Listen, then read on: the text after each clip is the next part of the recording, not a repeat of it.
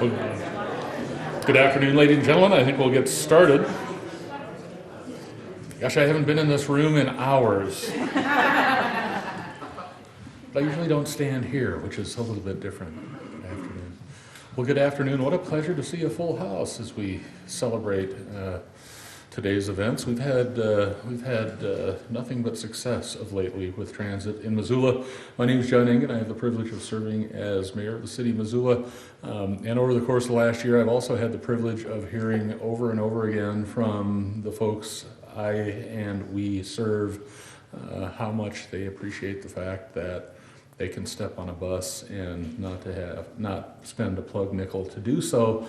And in some cases, what I've heard is that it's changed lives. We go from a situation where an elderly person, for example, whose choices at the end of the month are staying home and hanging on to the last penny for food or medicine or rent or you name it, or being able to go somewhere to meet a friend at the end of the month because transportation is no longer an impediment or an obstacle. And that is life-changing, and that is a big deal, and that is what happens day after day over and over again in Missoula, Montana. So I'll let some other folks tell you about what's happening in the world of transit here, and we'll begin with Eric Hines, who has slaved away lo these many years on the board of Mountain Line, helping guide that organization towards success. Eric. Thank you, Mayor Engen. I had the privilege of serving as the chair of the MUTD Board of Directors over the past year. I am no longer chair, but our current chair couldn't be here today, so they roped me in to make some comments. Last year, when we approached zero fare or the implementation in January, the board of directors was a little nervous. It was a big project, and we wanted to be successful. We thought it was going to be successful, but we didn't know, if it was going to be. But month after month, as we saw the ridership numbers come in, we realized that pretty much by any metric that we look at, zero fare has been a huge success. We predicted that we'd have a 45% increase in ridership over the 3 years of the project, which is about 400,000 additional rides. After just 1 year, we've already provided 350,000 of those rides, and our ridership is up 38% comparing 2014 with 2015. Last year, we also provided 1.25 million rides. It was the first year we ever broke 1 million rides, which is a very exciting time for Mountain Line and for the community. Ridership on Route 2, which is our Bolt service, more than doubled with the combination of the faster frequent service, 15-minute service, and zero fare. And so it's been something that we are very excited about, and believe that this will be something that will continue far into the future here in the community.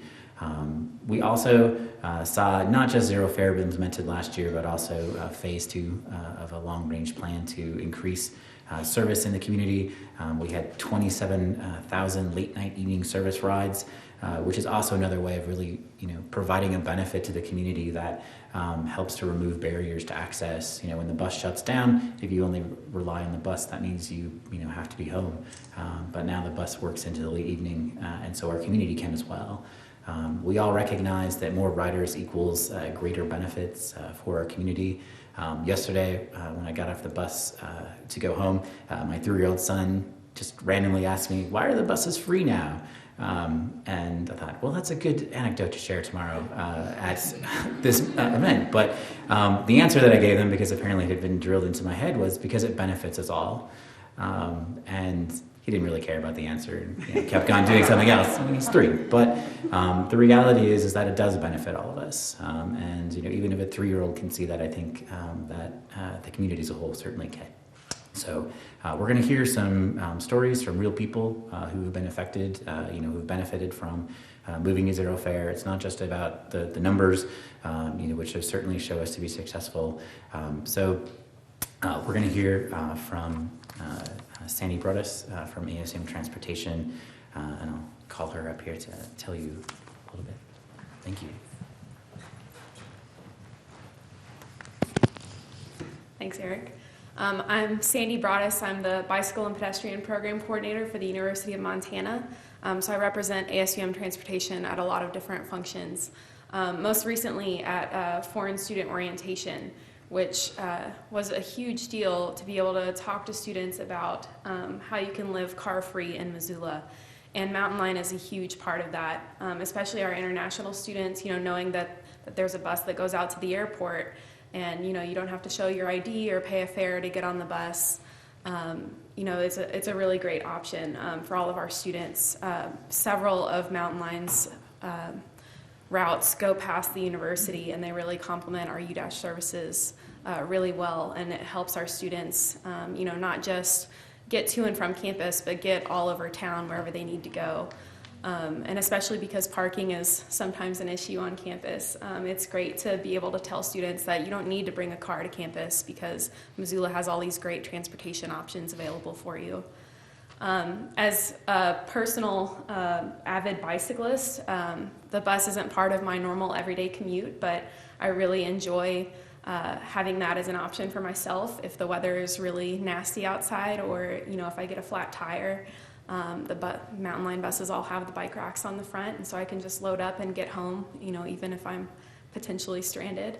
I really think that our students and our community benefit greatly from zero fare service, and it's a great benefit to everyone. So next up we have Beth Schink from St. Patrick's Hospital.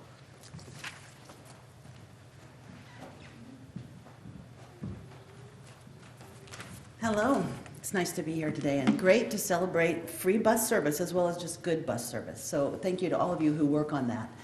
At St. Pat's, of course, we're first interested in patients getting the health care they need, and this is a way that really helps people who struggle to get from place to place, the hospital, the doctor's office, the pharmacy, wherever they need to go. So that's terrific. Secondly, we are always working on our own employees, so it's terrific to have options, better options for employees. You might know that downtown Missoula there's some parking problems. So as St. Pat's grows and we become more and more of an urban campus, we struggle with that.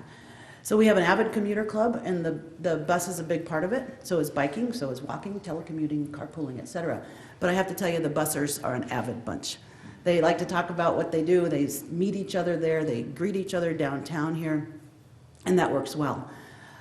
St. Pat's has been a supporter of the bus service for a while. When there was a fee, we offered vouchers, so punch cards and vouchers to make it cheaper for staff, which was really great. Now, we don't need to do that, of course, but we do promote it. We invite Mountain Line in to help us get the word out to our staff. And also our HR department actually gives a small donation every day someone commutes. So that goes to our foundation, and we get to use that for some of our environmental stewardship work. For instance, we just installed new bike parking in front of our main building. In case you haven't ridden your bike to the hospital in a while, there are 24 new slots. It's really great to work with other people in the community to make this happen, and we're really getting there. And so I'm proud that St. Pat's has been part of it, and I thank you all for your work. I know from my own self when I commute, I'm very fortunate to be only a block from a bus site, and so it is quicker to take the bus than to drive. It really is, because I get off right down here. It's one stop. There's no train because we don't go that way, and I walk to the hospital. It's very convenient. So thanks everyone for all your great support. And now Nancy Elkins will come up. I would like to add a little something about Sacred Heart. A lot of seniors in the areas that I meet seniors, such as myself, oftentimes want to go out for dinner or for lunch just for fun. And what we can do is we take the two to Sacred Heart, which has really good food, really good prices. And so we've got the bus, we've got everything else contained in that. That's one of the things that we were talking about prior to this meeting, is as far as independence and things like that, it's really important to bridge the gap between feeling young, wanting to do things, feeling motivated, and being able to get there safely. In my case, I am very lucky. I got a wonderful job. I'm a foster grandparent, and I have a wonderful job at Hellgate Elementary, which I almost lost because there isn't a bus that goes up there, and I was walking from behind Best Buy to them, and winter was going to be bad. Rob said, "You're not going to do that." And so I take the senior van. They pick me up in the morning. They take me to school. They pick me up at 1:30 in the afternoon, and they take me home. There is no charge. I can go and I can volunteer and do my thing, which is really wonderful. That's the freedom it gives you, the gap between what you want to do and what you can do is what this free fair does. I'm sorry. I knew that was It's all right. Sorry.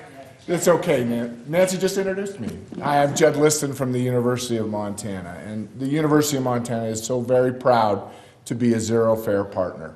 This program allows us to offer something that very few universities around the country can offer: convenient, effective, and affordable transportation access to our beautiful town and access to campus. For many of our students, faculty, and staff, it makes all the difference in the world. And all of you know this if you've tried to park on campus anytime between 8 and 5. In just a moment, I have the privilege of introducing you to our Zero Fare partners, and I think that all of the partners would agree that there are real benefits to being a partner with this incredible program. More people, young and old, want to live in a place with a strong, affordable public transportation system, which is certainly true for the folks that U of M attracts. Being a Zero Fare partner shows our commitment to a vibrant future for Missoula, and that we care about having a better quality of life in our community. You know, I've listened to some stories today, and I've listened to stories from faculty and staff and students, and I'm really struck by the fact that this program has such a positive effect on real people. Our Zero Fare partners represent really the good that can happen when good people and good organizations collaborate to make our community stronger and better for all. The university is very proud to be a partner. And now I'm very proud to introduce all of our Zero Fare partners. I'll ask Bill to come up, and we have a little something for you as I introduce. So first of all, Jordan Hess from ASUM Transportation. Jordan. If you guys could just line up. All right. John Engen, City of Missoula.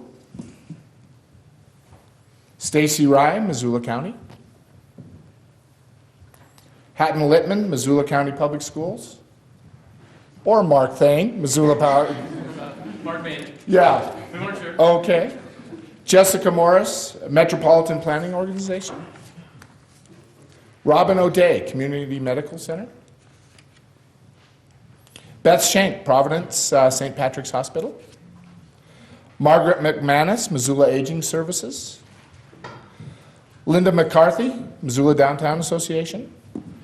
Tricia Shepard and Tim Winger, Southgate Mall. Jeff Badnock, Missoula Parking Commission. Mark Heinzelman, the Missoulian. Aaron Ojala, Homeward. Now, I know we haven't clapped so far, but these are the partners that make Zero Fare possible.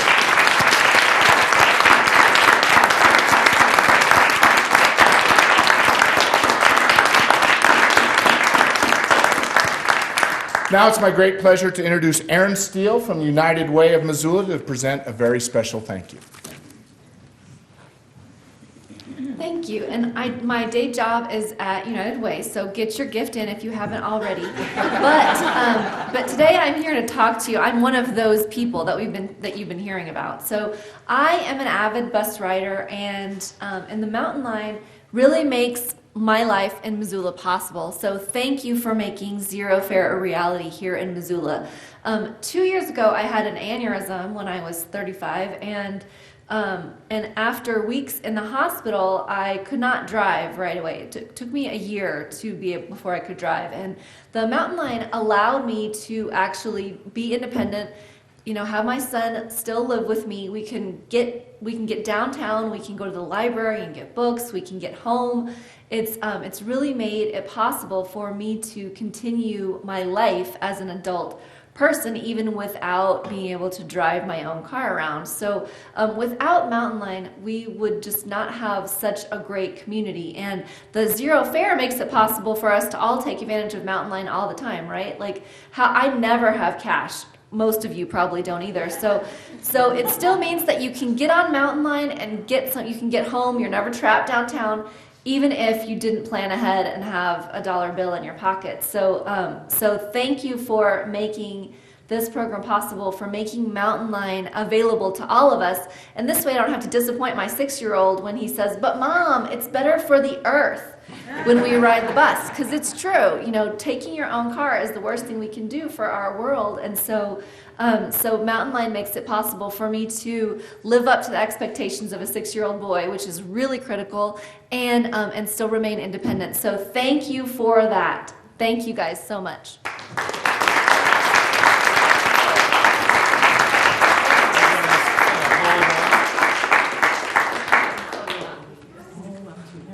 And can we invite Cola up as well? Stacy would really like you to come up.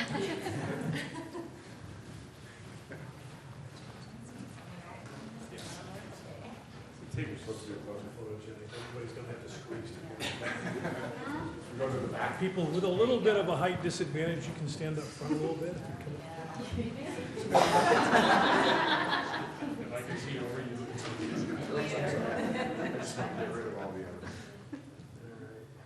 Cheeseburger. I just haven't had lunch yet. Yeah. Making us hungry. Protein. Thank you. Okay. Great, and just stop and see me before you leave. I have a certificate for you to display in your business. We also have some decals that you can put up. They are, we're getting some cling ones. So these are, I was told to tell you that they will stick to what you put them on. So make sure you really want it on wherever you put it on. Okay? And I think Mr. Mayor has just another few words, and we're going to introduce our newest Zero Fare partner. Okay?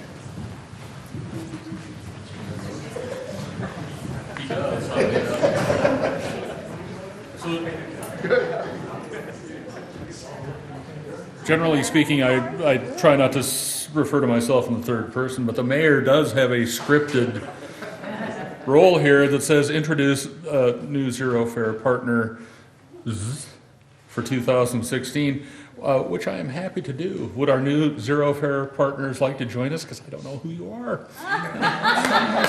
What? Destination Missoula is joining us? That's fantastic!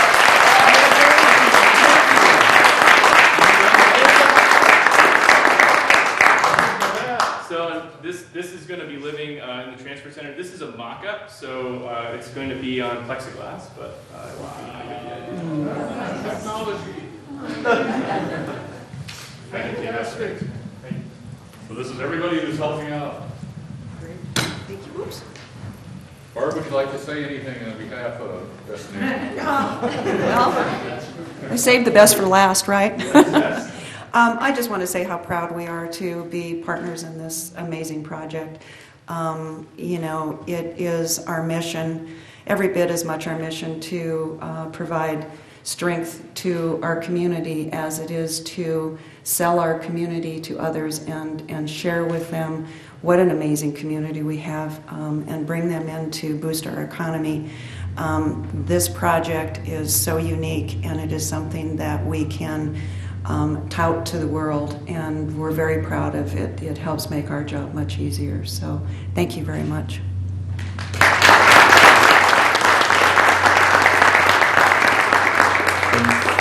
Thank you, Barb. Thanks, Destination Missoula. Thank all of you for being here. So the fact of the matter is that what Zero Fare means in Missoula, Montana is that we have an amenity, and actually more than that, I think we have what is an essential service that's available to all the people we serve, our friends and neighbors, and it costs them nothing but full participation in the community. We owe that to one another. Missoula is a great community for many reasons. Zero Fare is among them. So thank you all for being here. Thank you for participating. Thank you for your partnership. And feel free to catch a bus. They're right down the block. Thank you, folks.